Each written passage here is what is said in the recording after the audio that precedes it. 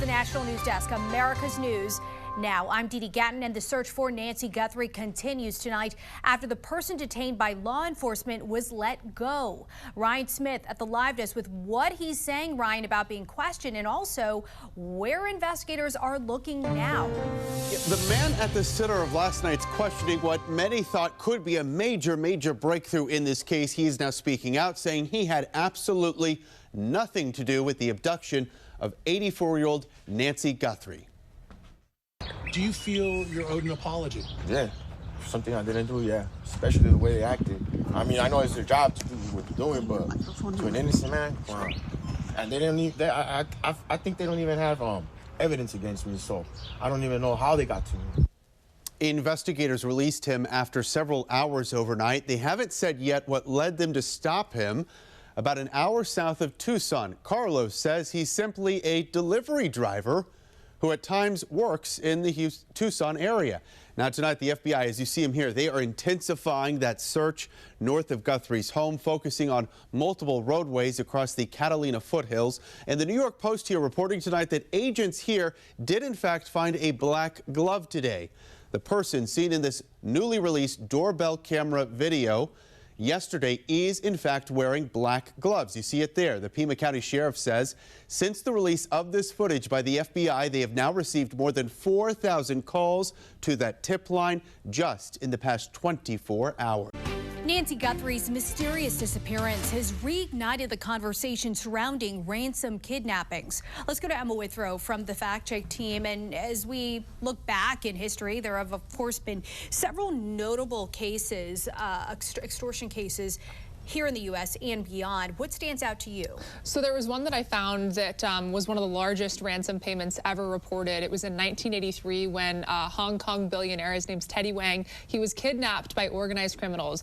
Reports at the time indicated that around $11 million was paid for his release. And what's even crazier about this whole story was Wang was then kidnapped again in 1990, and his wife reportedly paid around $34 million for his release, but he was never seen again. That's all according to the New York Times. So that case is really interesting. Another interesting case and famous case I think many of us think of is the Patty Hearst case as well, right? Yeah, Patty Hearst is a big one. 1974, she was abducted by a radical group that demanded millions in food distribution programs, which is interesting. Her family provided about $2 million worth of aid, and then the case became even more shocking when Hearst actually appeared to join at least, the group in a bank robbery.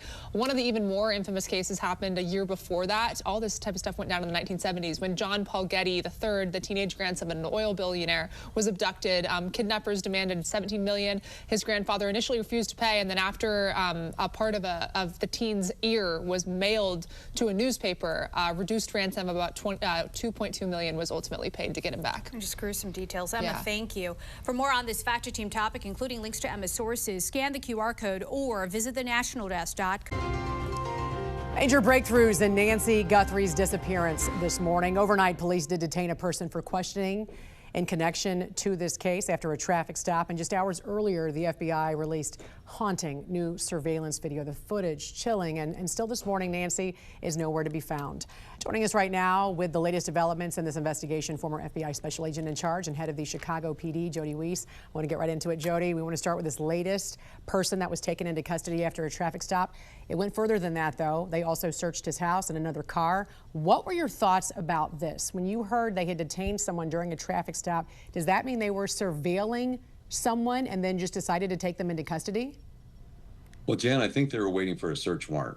They wanted to have the papers so they could go in and then search his house and then search his car. So it had to be timed properly. I'm sure they had eyes on him, but this was waiting for the paper to go so they could actually execute a search warrant, a court-ordered search warrant. We know he was a delivery driver, but we also know he was released and he talked to the media. You listened to the conversation that he had with the media earlier this morning. What was your thoughts?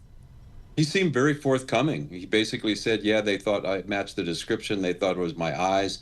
He goes, I gave the guys my phone. I think his mother was very cooperative. So he was very forthcoming, and hopefully we'll can wash him out right away when they verify the data on his phone. Yeah, and you say we're going to see a lot more of these kinds of arrests perhaps happening in the coming days, perhaps? Yeah, there's going to be a lot of leads coming in from that video, and people are going to respond to those, and they're going to go out and check them out. So we're going to have a lot of incidents go out like this. We check the individual. It turns out it's not the person, but let's hope that based upon this new video release, we get some leads that actually lead to the recovery and safe return of Nancy Guthrie. Yeah, and we also know they're doing a little bit more than just, oh, you kind of look like this person that was on this video. Because you just mentioned that's what he told, you know, the media, that he looked like the person that might have been on camera there. Speaking of which, the Guthrie family says they do not recognize who this individual is. Someone does, though, but you said what stood out to you was that this person acted alone. Why did that stand out to you, and what else about this video can give investigators clues? You know, the reason it stood out to me, Jen, they were going after, or he was going after, an adult woman. 84 years old, frail physical condition. Still, that's not a 50-year-old child that you could go in, snatch, pick up, and get out. So I thought it was interesting going there by himself. But this video showed us so much. First off, this guy was a bumbler. He was not a sophisticated operator. He had no plan for the camera, none whatsoever. He's wearing a pistol in a manner I have never seen after 30 years of being around firearms, anybody wear a firearm like that. So I don't know what was going on. But from a clue perspective, look what he gave us. He gave us basically his height. He gave us his gait, how he walked. He's got eyes now, and you think, well, what's that going to do? Well, now they can get other video, and with AI, you can get some very accurate way to compare a video to there as compared to have to a video at a Circle K. But best of all, leads are going to be pouring in, because if you know me, I may have a mask on, but if you know me, you're going to be able to say, hey, that's Jody Weiss. I can tell just from his eyes, his build, how he walks. So they're going to get a lot of leads from this. Plus, the video is pretty clear. You can see what he's wearing, and you said the backpack will be pivotal in this case. Why is that?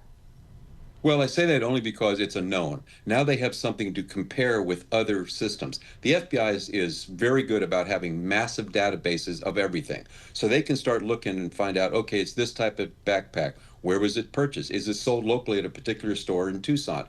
With AI, they can go through massive amounts of video now and compare and see if somebody matches that may have bought that backpack. So again, it's another clue. It's kind of like the shoes with O.J. Simpson case. They were able to be compared based upon a massive database maintained by authorities. Jody, this footage was only recovered after a deep dive into back-end systems because there was no cloud storage. How unusual was it to recover this video? Jan, that was remarkable work. They went out and got search warrants. They cooperated with Google. Everybody was working together. They were able to recover some of the information and data that was on the camera. And from what I've heard lately, this guy breaking the camera may have caused all this, because from what I understand on these Nest cameras, once it breaks, it freezes. So it's not overwriting itself because Nancy Guthrie didn't have a subscription. So I thought it was just remarkable to be able to recover with this level of clarity, this video, because this could be a huge development. It is a huge development in this case. The fact that we've not seen any proof of life and the fact that those deadlines have now passed, how does that change investigative priorities?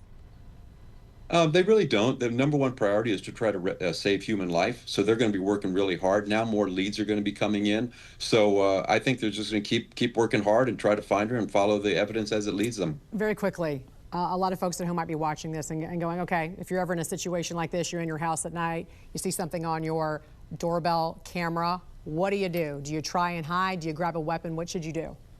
I'd encourage everybody to have a plan before that ever happens.